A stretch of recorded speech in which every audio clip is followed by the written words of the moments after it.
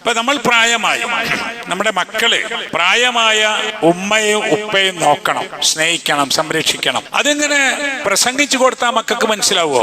മനസ്സിലാവണമെന്നില്ല. അതിന് ഏറ്റവും നല്ല വഴി ഞാൻ എന്താ ചെയ്യേണ്ടതെന്നറിയാം. എന്റെ ഉമ്മയെയും ഉപ്പയെയും പരിചരിക്കണം. അത് മക്കൾ കാണുമ്പോൾ മനസ്സിലാവും, ഇങ്ങനെയാണ് വേണ്ടത്. പാവം മനുഷ്യന്മാര് വരുമ്പോ നമ്മൾ ദാനം ചെയ്യും.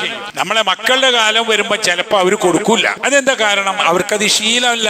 അപ്പൊ നമ്മൾ തന്നെ മക്കളെ കയ്യിൽ കൊടുക്കുക. ഇതാ മോനെ, ഈ പണം ആ പാവം മനുഷ്യന് കൊടുക്കുക. ഇല്ലാഞ്ഞിട്ട് വരുന്നതാണ്. അല്ലാഹു തആല അവനെ നമ്മളിലേക്ക് അയച്ചതാണ്. നമുക്കൊരു ചാൻസ് കിട്ടുകയാണ് നല്ല കാര്യം ചെയ്യാൻ. അങ്ങനെ മക്കളെ കൊണ്ട് ദാനം ചെയ്യിപ്പിച്ച് ശീലിപ്പിച്ചാൽ നമ്മുടെ കാലശേഷവും അവർക്ക് ആ ശീലം ഓർമ്മ വരികയും ആ നിലക്ക് ചെയ്യുകയും ചെയ്യും. നമ്മൾ വീട്ടിൽ നമസ്കരിക്കുമ്പോൾ ചെറിയ മക്കളാണെങ്കിൽ അവരെ കൂടെ നിർത്തി നമസ്കാരം പഠിപ്പിച്ചെടുക്കുക. പള്ളിയിലേക്ക് വരുമ്പോൾ മക്കളെയും കൈപിടിച്ച് കൊണ്ടുവരിക. അങ്ങനെ നോമ്പാണെങ്കിലും കാര്യങ്ങൾക്കൊക്കെ തന്നെ അങ്ങനെയുള്ള ഒരു കാര്യം ശീലിപ്പിച്ചെടുത്താൽ നന്നാവും. എത്ര പണം ചെലവഴിച്ചാണ് നാം മക്കളുടെ കാര്യം നോക്കുന്നത്? അവരെ വിദ്യാഭ്യാസം, എഡ്യൂക്കേഷൻ, അതുമാതിരി അവരുടെ ജോലി, അവരുടെ വിവാഹം, അവരുടെ വീട് ഒക്കെ നമ്മൾ രക്ഷിതാക്കൾ പണം നൽകുകയാണ്. ഇപ്പൊ ഇസ്ലാമിന്റെ കാര്യങ്ങളിൽ താല്പര്യമുണ്ടാകാവുന്ന കാര്യങ്ങളിലേക്ക് കൂടി നമ്മൾ അവരെ പറഞ്ഞയക്കണം. അതിന് പണവും നൽകണം. ഇപ്പൊ ദീനീ കാര്യം പറയുന്ന ഒരു കോൺഫറൻസ് സഞ്ചരിക്കുക, അതിൽ നമ്മുടെ കുട്ടികളെ പറഞ്ഞയക്കണം. നമുക്ക് പൈസ കൊടുക്കാം. മക്കയും മദീനയും ഒക്കെ കാണുമ്പോഴേ ഏത്